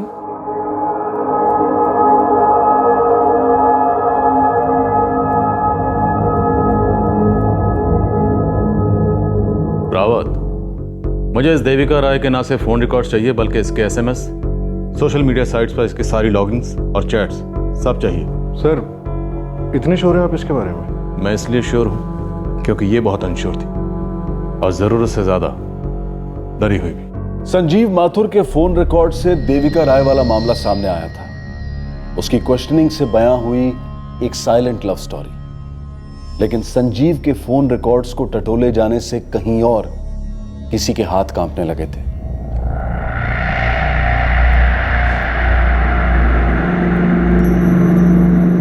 चंदन, पुलिस ने संजीव माथुर के फोन रिकॉर्ड्स क्यों मंगाए होंगे? मुझे क्या पता, मैं तो उसे ठीक से जानता भी नहीं था। देख, जब मैं पुलिस के लिए रिकॉर्ड्स निकलवा रहा था तब मुझे लॉगिन करना पड़ा। सिस्टम में एंट्री हुई है कि 2 महीने पहले संजीव माथुर के फोन रिकॉर्ड्स निकलवाए गए थे और रिकॉर्ड्स निकलवाने वाले एम्प्लॉय का नाम है चंदन भट्ट, जो तू है। हाँ हाँ, तो उसमें प्रॉब्लम क्या है? मैंने किसी बिलिंग पर्पस के लिए निकलवाए होंगे। 2 महीने पहले संजीव माथुर के फोन रिकॉर्ड्स निकाले तो गए थे, पर बिलिंग इश्यूज के लिए नहीं।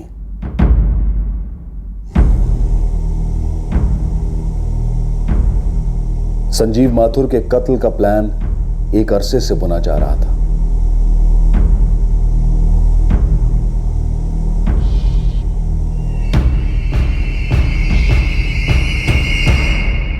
तो 4 साल पहले आप और नेहा बेस्ट फ्रेंड थी? जी सर। सौरभ गुप्ता कौन है? मेरे बड़े भाई हैं सर। जो कभी नेहा के बॉयफ्रेंड भी हुआ करते थे? हाँ सर, लेकिन मुझे ये बात काफ़ी देर से पता चली। वैशाली, आप और नेहा कहाँ और कैसे मिले, और फिर आपके भैया और नेहा कब मिले, कैसे मिले और क्यों बिछड़े? पूरी कहानी शुरू से सुना। नेहा और मैं कॉलेज में साथ थे, ग्रेजुएशन कर रहे थे। हम दोनों को एक ही हॉस्टल रूम अलॉटेड था। नेहा, आज कोई क्लास नहीं है तेरा? नहीं यार, बहुत ही बोरिंग सा प्रोफेसर है, मैं अगले लेक्चर में आ जाऊंगी।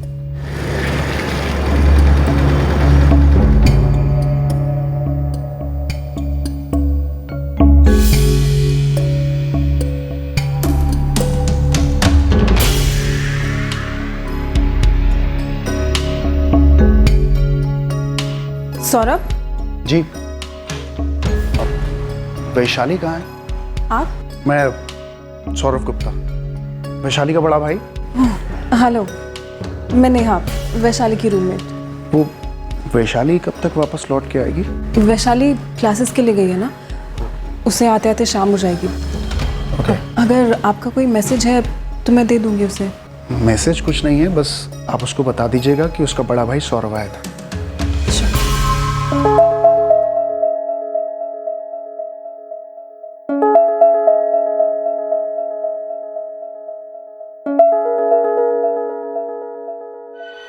दोनों मेरे थ्रू मिले और मेरे पीठ पीछे ही मिलते थे। मुझे तो पता भी नहीं था कि भैया अक्सर हॉस्टल आते हैं सिर्फ नेहा से मिलने। दोनों सीरियस थे एक दूसरे को लेकर? नहीं सर, वो तो बस ऐसे ही था। और ख़त्म भी हो गया था। आपको कब और कैसे पता चला? कब आए थे? सुबह में आए थे। अच्छा।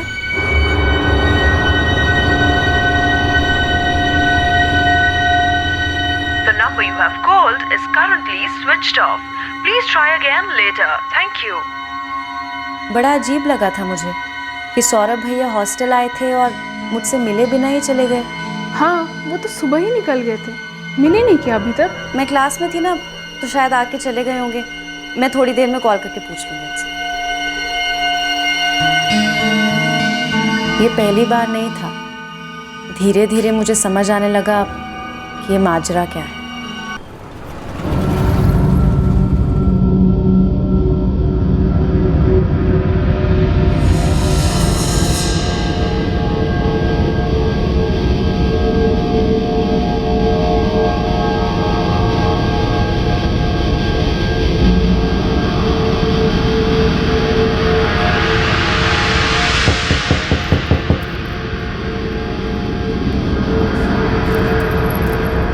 आ गई तू? कैसा रहा लेक्चर?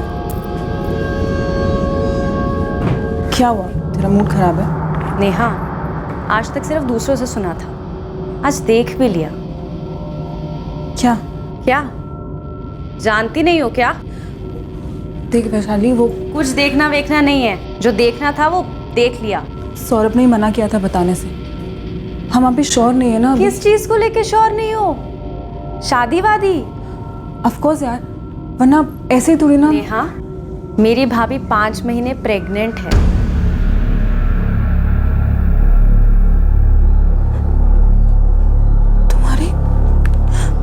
तुम्हारी भाभी?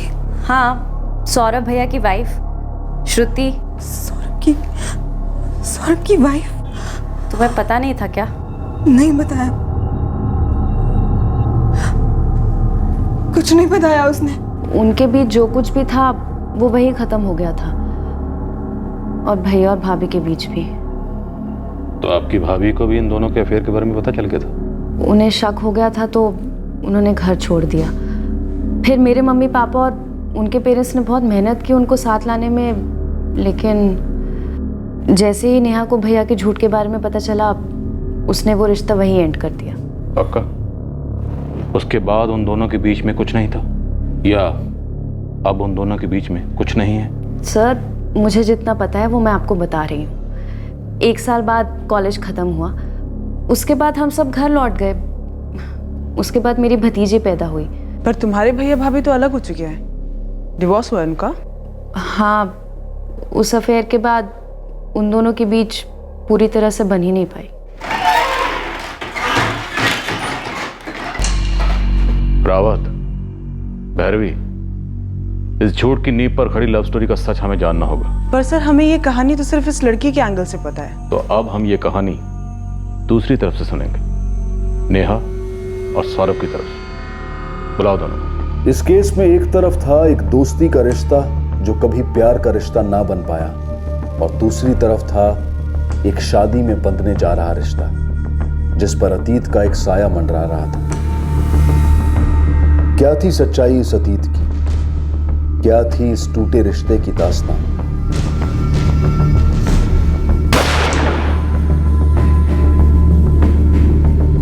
और आखिरकार सबसे अहम सवाल था, वो क्या कारण था जिसकी वजह से बीत जवानी में एक जिंदगी छीन ली गई, और जहां उस जिंदगी से जुड़ा हर रिश्ता अब शक के दायरे में आ गया। एक तरफ था एक जुर्म का जाल और दूसरी तरफ था जाल रिश्तों का। अब इन जालों के कौन से धागे टूटे हुए थे और कौन से धागे एक दूसरे से जुड़े हुए थे, ये जानना बाकी था। इन धागों की गांठें तब खुली जब पुलिस के सामने सुराग एक बहुत ही अनपेक्षित कोने से प्रकट हुआ। सवाल उठा कि क्या रिश्ता टूटने के 4 साल बाद भी सौरभ गुप्ता और नेहा के बीच में अब भी कुछ सुलग रहा था? सौरभ गुप्ता? जी हाँ, सौरभ गुप्ता, आपकी college hostel roommate Vaishali Gupta का बड़ा भाई, जिसके साथ आपका कभी अफेयर हुआ करता था। 4 साल पहले हुआ था सर, लेकिन मैं उसे कब का भुला चुका हूँ। वो रिश्ता बहुत पहले खत्म हो चुका था सर। सौरभ, कुछ चीजें मुश्किल होती हैं, लेकिन नामुमकिन नहीं। जैसे कि 1 साल पहले के रिकॉर्ड्स निकलवाना। और पता तुम्हारे रिकॉर्ड्स क्या कहते हैं? कि तुम झूठ बोल रहे हो। ये रिकॉर्ड्स ये तो साबित नहीं करते ना कि हम दोनों में अभी भी कोई रिश्ता है। सर हम दोबारा कभी नहीं मिले क्योंकि नेहा बहुत आगे निकल चुकी थी और मैं भी आगे बढ़ गया था। हाँ, कभी कभार एक दूसरे का हालचाल जानने के लिए फोन पे बात हो जाती थी। सच? सच। मैं ये नहीं कह रही हूँ कि हमारी बात नहीं होती थी, बात होती थी हमारी, पर रिश्ता नहीं था। नहीं था सर। वो क्या है ना सर, रिश्ते टूटने के बाद भी कि धूल से रह जाती है यादों में, और हम बस एक दूसरे की खबर रखते थे। आप दोनों के बीच में क्या बात होती थी? क्या वो आपके साथ फिर से रिश्ता शुरू करना चाहता था? सर मैं नेहा से हमेशा से शादी करना चाहता था क्योंकि मेरी पहली शादी एक गलती थी। लेकिन सर मुझे यह भी पता था कि अब नेहा के साथ मेरा कुछ नहीं हो सकता है। तुम्हें तो यह भी पता था कि नेहा की मंगनी हो चुकी, उसकी शादी होने वाली। सर वो तो मुझे अभी 6 महीने पहले पता चला जब मेरी नेहा से बात हुई। लेकिन सर मेरी तरफ से कभी कुछ नहीं था। मुझे कॉल्स करता था, मैसेजेस करता था, पुरानी यादों को ताज़ा करता था, और मैं बस उसे मना नहीं कर पाती थी। ना कहना भी तो हाँ ही समझा जाता है। लेकिन सर मेरी तरफ से कुछ नहीं था। जिस तरह से उसने अपनी शादी छुपाई थी, क्या आपसे उसने अपना डिवोर्स भी छुपाया था? जी नहीं सर, उसने बताया था मुझे कि उसने डिवोर्स लिया है, पर मुझे उससे कोई फर्क नहीं पड़ता। वो उसकी जिंदगी है और आप उसकी जिंदगी का हिस्सा? जी नहीं सर, मैं संजीव की जिंदगी का हिस्सा थी, जिसके साथ मैं अपनी पूरी जिंदगी बिताने वाली थी। सौरभ सिर्फ एक अतीत था मेरे लिए। बस बहुत हुआ सौरभ, मैंने कई बार तुम्हें पोलाइटली समझाया है। देखो मैं तुम्हारी इंसल्ट नहीं करना चाहती, लेकिन इनफ इज इनफ सौरभ। ये फोन कॉल्स, ये मैसेजेस, सब कुछ एकदम बंद। नेहा प्लीज मेरी एक बार बात सुनो। देखो मैंने अपनी शादी की बात तुमसे सिर्फ इसलिए छुपाई क्योंकि मैं तुम्हें खोना नहीं चाहता था। डिवोर्स फाइल करने के बाद मैं तुम्हें सब कुछ बताने वाला था, सब कुछ अच्छे से प्लान किया था, बट सब फेल हो गया। जो हुआ वो हुआ, बात वही खत्म। नेहा बात खत्म नहीं हुई है, तुम समझने की कोशिश करो। श्रुति और मेरा डिवोर्स हो चुका है, अब मैं पूरी तरह से सिंगल हूँ। नेहा अब हमारे बीच में कोई नहीं आ सकता है। प्लीज प्लीज लौट आओ। स्टॉप इट सौरभ, मैं सीरियसली कह रही हूँ। मेरी मंगनी हो चुकी है और अगले साल मेरी शादी होने वाली है। मंगनी हुई है ना नेहा, शादी तो नहीं। नेहा मंगनी कैंसिल भी हो सकती है। प्यार हुआ है सौरभ, वो तो कैंसिल नहीं हो सकता ना।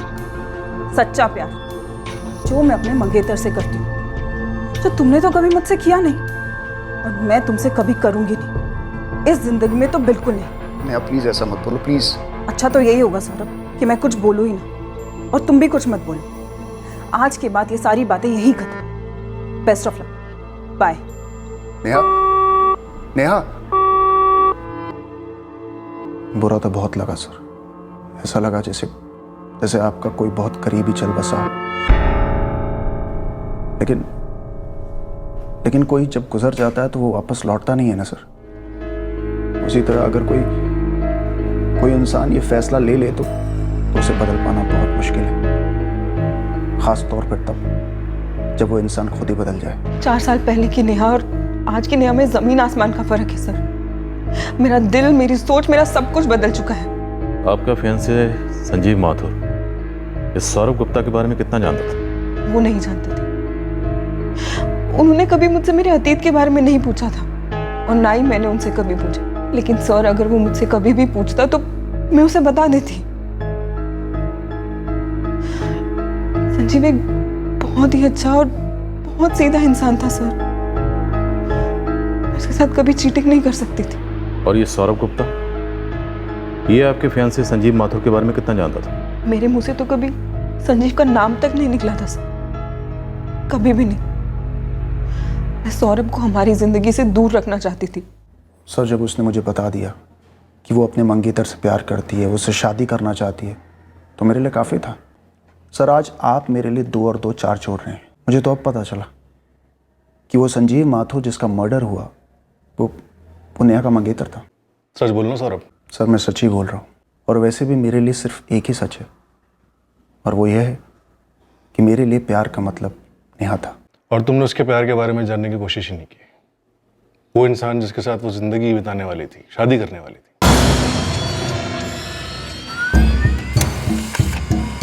सर, सौरभ गुप्ता के पिछले 3 साल के फोन रिकॉर्ड्स चेक किए। संजीव के साथ उसका कोई कनेक्शन नहीं दिख रहा। इस वक्त हमारे सामने कौन है? देविका राय, जो संजीव माथुर से एक तरफा प्यार करती थी, और देविका के रास्ते का कांटा थी नेहा। तो अगर देविका को कुछ करना होता तो वो नेहा को मरवाती, संजीव माथुर को नहीं। और दूसरी तरफ है सौरभ गुप्ता, जिसके रास्ते का कांटा था संजीव माथुर। तो क्या सौरभ गुप्ता ने संजीव को जड़ से उखाड़कर अपने रास्ते का कांटा साफ किया? लेकिन इस बात के कोई सबूत नहीं है हमारे पास। सर, सबूत सिर्फ सीसीटीवी फुटेज में है, जिसमें 2 सस्पेक्ट्स हैं। लेकिन हमें ये नहीं पता कि वो किराए के हैं या फिर उनकी संजीव के साथ कोई दुश्मनी थी। हमें तो ये भी नहीं पता कि वो इस वक्त है कहाँ। इन शॉर्ट, इस वक्त हमारे हाथ में कुछ नहीं।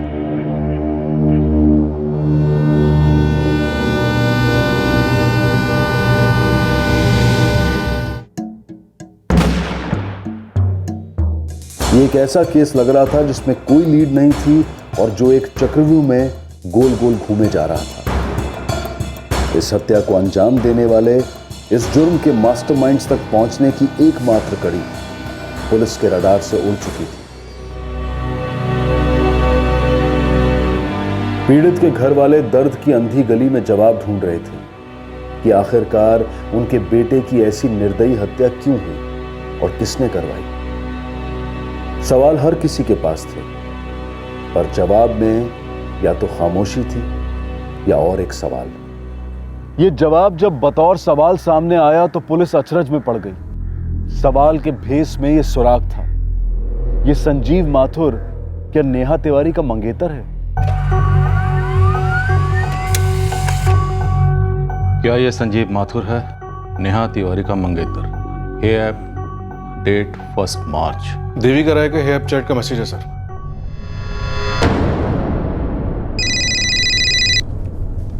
हेलो,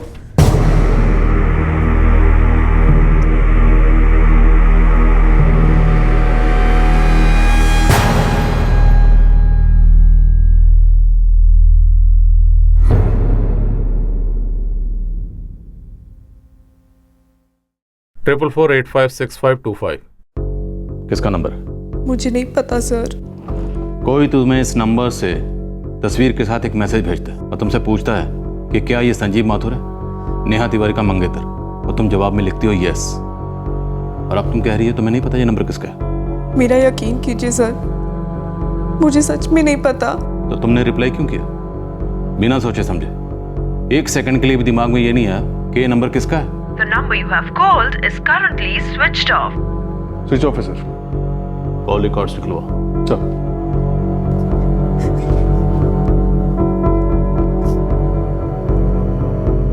बोलिए देविका राय, बोलिए।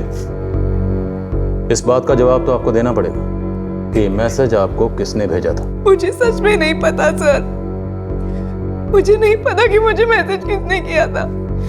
मैंने तो बस इसलिए हाँ कर दी थी क्योंकि यही तो फैक्ट है ना, संजीव नेहा का मंगेतर है और ये हकीकत कोई नहीं बदल सकता। ये हकीकत बदली। संजीव माथुर अब नेहा तिवारी का मंगेतर नहीं है। इनफैक्ट संजीव माथुर अब इस दुनिया में ही नहीं है।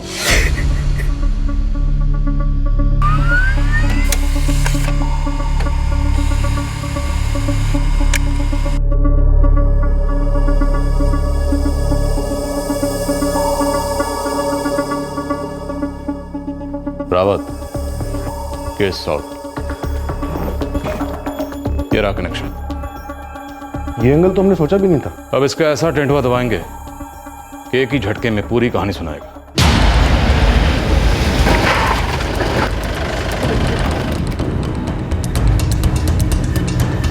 मैंने कहा था ना, कुछ चीजें मुश्किल होती हैं लेकिन नामुमकिन नहीं।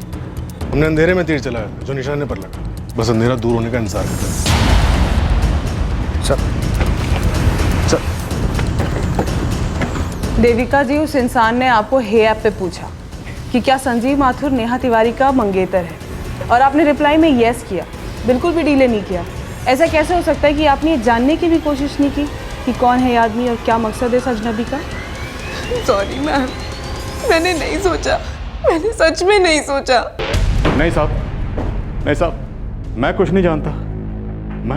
मैं सच सच सच कह रहा हूँ साहब, मेरी बात का यकीन करिए, मैं सब के बारे में कुछ भी नहीं जानता। साहब आपको गलतफहमी हो रही है साहब। हमारे सामने इस कुर्सी पर बैठने वाला हर मुजरिम पहले यही डायलॉग बोलता है, लेकिन हम हर मुजरिम को सच बोलने का एक मौका जरूर देते हैं। उसके बाद भी अगर वो यही डायलॉग रिपीट करता है, मैंने कुछ नहीं किया, मुझे कुछ नहीं पता, तो फिर हम डायलॉग नहीं बोलते, सीधा एक्शन शुरू करते हैं। और जब हम एक्शन शुरू करते हैं तो ये जो कांस्टेबल हैं ये डंडे से पिटाई शुरू कर देते हैं, और तुम्हारी इतनी पिटाई करेंगे कि तुम्हारी हड्डी पसली एक हो जाए। ठीक से बैठना तो क्या, ठीक से लेट भी नहीं पाओगे। तो अब ये तुम तय कर लो, पहले तुम्हारी जुबान चलेगी या हमारा डंडा?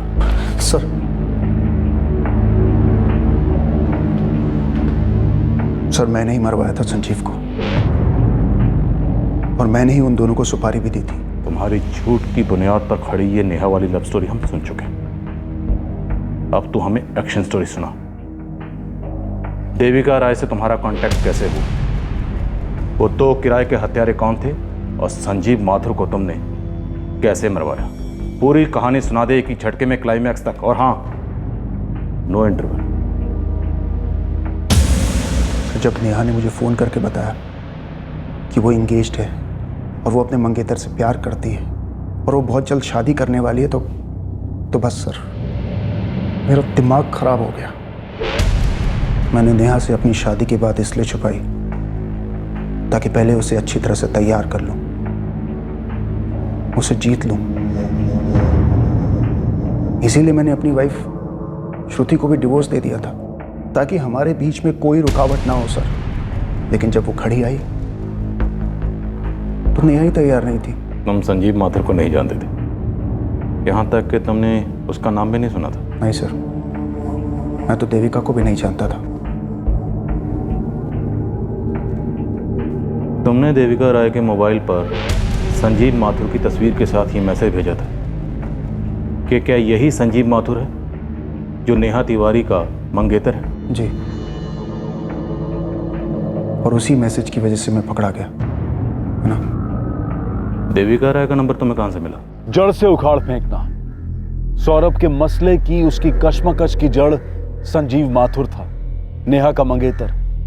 एक ऐसा इंसान जिसके बारे में सौरभ को कोई जानकारी नहीं थी, ना कभी देखा, ना कभी फोन पर बात हुई, और ना ही कभी आमने सामने मिला। अब सौरभ के लिए संजीव के बारे में जानकारी नेहा से तो मिलने से रही, और अगर वो कोशिश भी करता तो उसके प्लान के हर कदम के निशान सीधे पुलिस तक पहुंचने का खतरा भी था। मैंने एक फेक फ्रेंड स्क्वायर प्रोफाइल बनाया आंचल मिश्रा के नाम से, और बड़ी कोशिशों के बाद नेहा ने मेरा फ्रेंड रिक्वेस्ट एक्सेप्ट किया।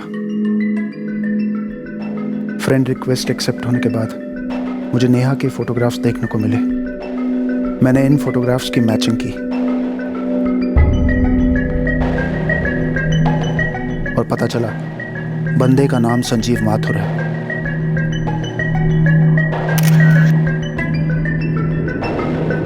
फिर मैंने संजीव माथुर का फोटो और फोन नंबर ढूंढ के निकाला। तुम तो संजीव माथुर को जानते तक नहीं थे, और ना ही नेहा ने तुम्हें संजीव के बारे में कुछ बताया था। फिर तुम कैसे श्योर हुए कि ये वही संजीव माथुर है जो नेहा तिवारी का मंगेतर है? श्योर नहीं था सर, इसलिए तो श्योर करवाया। सौरभ यार, क्या कह रहा है तू? मरवाया क्या? निकलवाना है यार, एक नंबर के फोन रिकॉर्ड्स ही तो निकलवाने के लिए कह रहा हूँ मैं तुझसे। यार फोन रिकॉर्ड्स निकालना कोई हलवा पूड़ी तो है नहीं यार। नाम मत बोल प्लीज। देख, मैं तुझे नंबर और नाम दोनों SMS कर रहा हूँ, ठीक है? और तू आसानी से कर लेगा यार, तेरी कंपनी का ही सिम कार्ड है। देख, वो सब ठीक है, लेकिन तू पहले मुझे ये बता कि तेरा इरादा क्या है। भाई मैं कुछ भी गलत नहीं कर रहा हूँ, समझ रहा है तू? तो फिर बोल क्यों नहीं रहा है? यार बोल दूंगा यार, और तू मुझे जानता नहीं है क्या जो ऐसे सवाल जवाब कर रहा है? पहले रिकॉर्ड्स तो निकलवा। मैंने मेरे दोस्त चंदन को पटा लिया संजीव माथुर के फ़ोन रिकॉर्ड्स निकलवाने के लिए। संजीव के फ़ोन रिकॉर्ड्स में से मुझे एक नंबर मिला जिस पर संजीव फ़ोन किया करता था। नेहा के नंबर के बाद यही एक नंबर था जिस पर संजीव के मैक्सिमम कॉल्स जाते थे। मैंने तुक्का लगाया और इस पर एक हे ऐप मैसेज भेजा।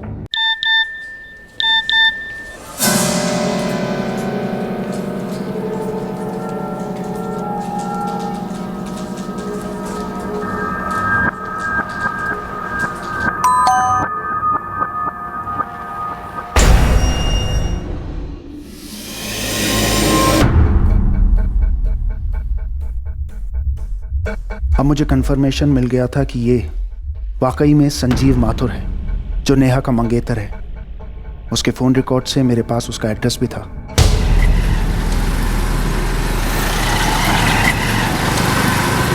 फिर मैंने उसका पीछा शुरू किया।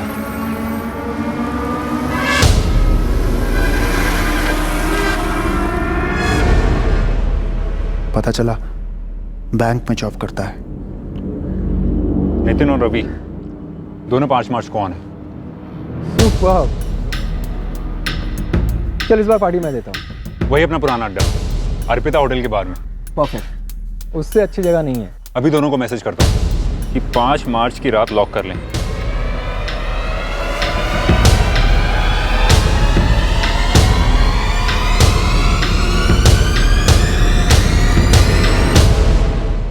मुझे नहीं पता था कि वो दिन इस काम के लिए सही था कि नहीं, लेकिन मैंने सोच लिया था कि उस दिन काम करना है तो बाकी सब ठीक हो ही जाएगा।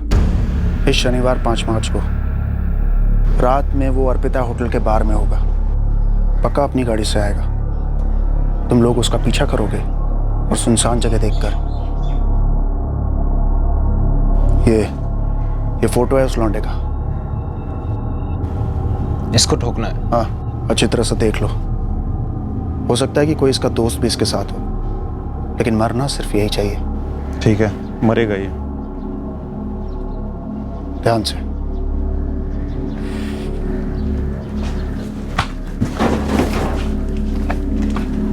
हार्डवेयर के धंधे में हूं तो भंगार मार्केट में आना जाना लगा रहता है। वहां के बदमाशों को भी जानता हूं। वहीं से पता चला कि ये दोनों सुपारी लेते हैं। तुमने ये सब प्लानिंग, ये मर्डर ये सोच के किया कि ये सब करने के बाद नेहा तुम्हारे पास वापस आ जाएगी? वो तो आना ही था ना सर। हमारे बीच में एक ही कांटा था, वो था संजीव, जिसे मैंने जड़ से उखाड़ कर फेंक दिया था। रास्ता क्लियर था सर। रास्ता क्लियर जरूर हुआ, लेकिन तुम्हारे और नेहा के मिलन का रास्ता नहीं, बल्कि तुम्हारे और कोर्ट के बीच का रास्ता, जहां से तुम्हें सीधा जेल भेजा जाएगा।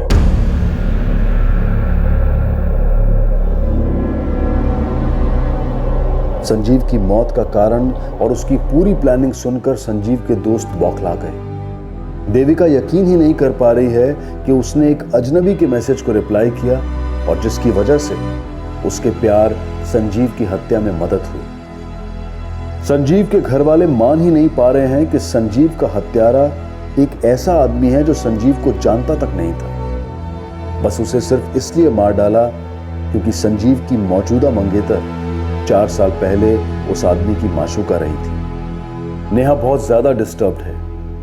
उसने कभी सोचा भी नहीं था कि एक अतीत के रिश्ते का भूत उसके वर्तमान में इतना दुखद उधम मचाएगा।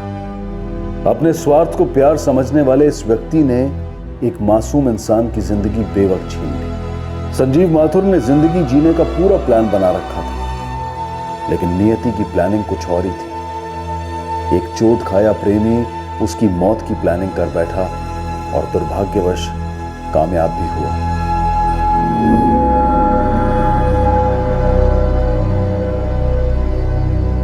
किसी की जिंदगी को जड़ से उखाड़कर अपनी जिंदगी की जड़ें कभी मजबूत नहीं हो सकती। यह तो सरासर हत्या का केस था।